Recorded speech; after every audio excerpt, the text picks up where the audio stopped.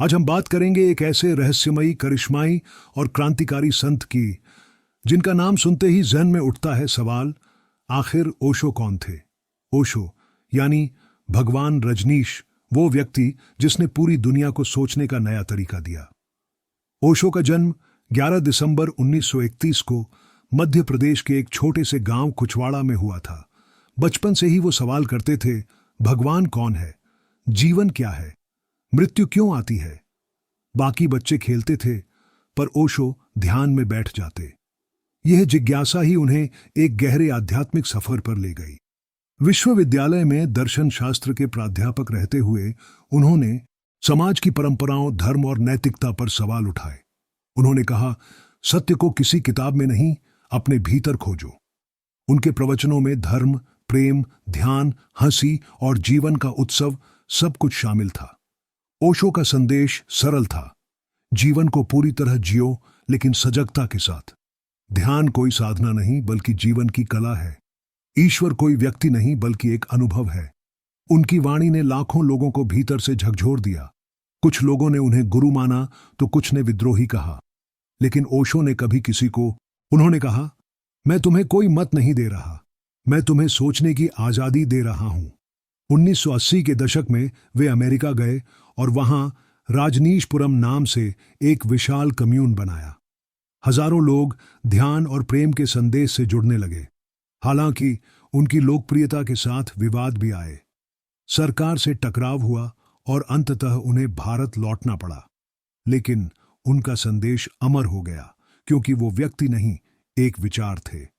ओशो ने 600 से अधिक किताबें लिखीं, लेकिन उन्होंने कभी कुछ लिखा नहीं। ये सभी उनके स्पॉन्टेनियस प्रवचनों के रिकॉर्ड से बनी। आज पुणे स्थित ओशो आश्रम दुनिया भर से आने वाले साधकों का केंद्र है। वहां ध्यान, मौन और आनंद की एक नई भाषा बोली जाती है। ओशो हमें सिखाते हैं कि जीवन का अर्थ किसी मंजिल में नहीं, बल्कि हर पल को सजगता से जीने में है। वो कहते हैं, यदि तुम हंस सकते हो, प्रेम कर सकते हो और ध्यान में जा सकते हो, तो तुमने सब पा लिया। Soft music fade out.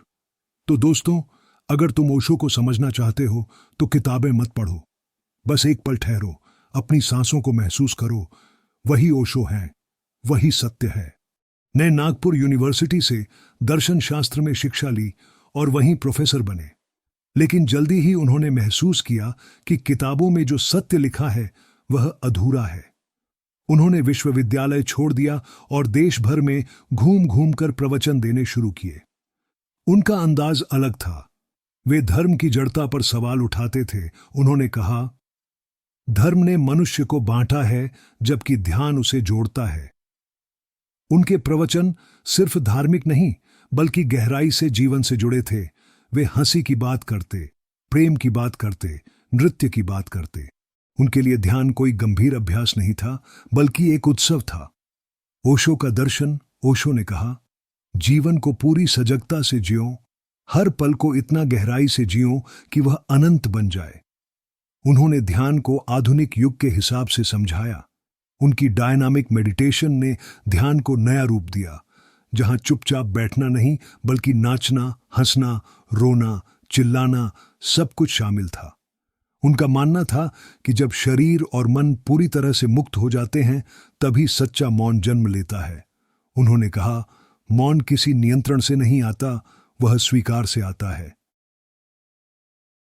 1980 के दशक में ओशो अमेरिका गए और वहां उन्होंने राजनीशपुरम नाम से एक विशाल कम्यून बसाया।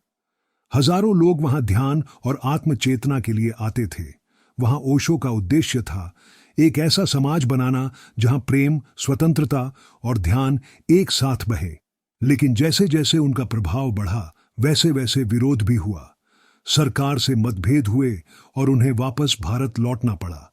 परंतु उनके विचारों की लौ बुझी नहीं, वह और फैल गई। ओशो ने अपने जीवन में एक भी किताब नहीं लिखी। उनकी 600 से अधिक किताबें उनके प्रवचनों की रिकॉर्डिंग से बनी हैं। वे कहते थे, मैं कोई मत नहीं दे रहा, मैं तुम्हें स्वतंत्रता दे रहा हूं।